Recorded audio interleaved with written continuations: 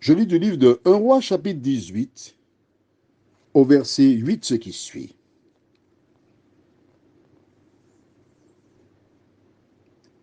Il lui répondit, c'est moi. Va, dis à ton maître, voici Élie. Prions. Notre Seigneur, notre Dieu, merci pour ta parole. Merci pour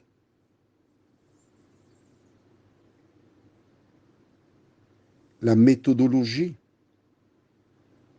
de nous aider, nous qui lisons,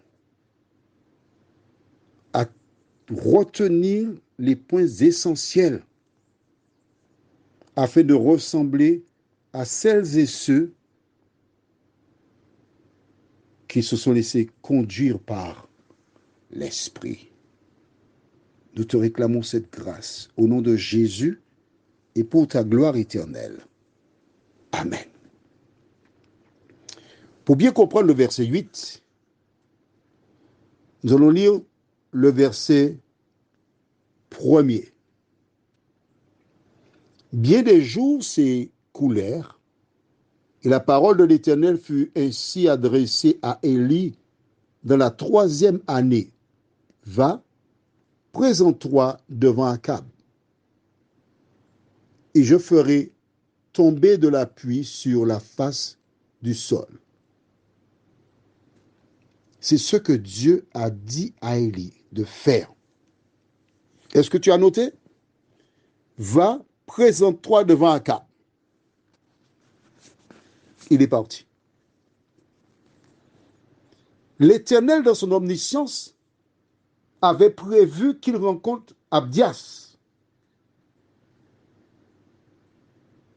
Quand il rencontre Abdias, nous avons vu hier, il a reconnu et il pose la question, est-ce bien toi? Élie répond de manière rapide en disant, c'est bien moi. Il ne perd pas de temps pour demander à Abdias, qu'est-ce qui s'est passé pendant ces 3 années?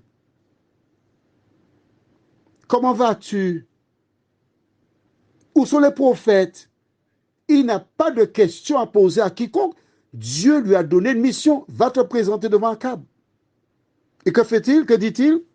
Il dit à Abdias, va.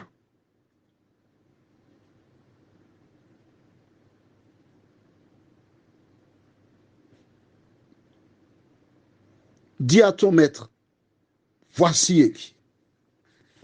Il se fait annoncer. À travers cette annonce, je voudrais te faire une autre annonce plus importante.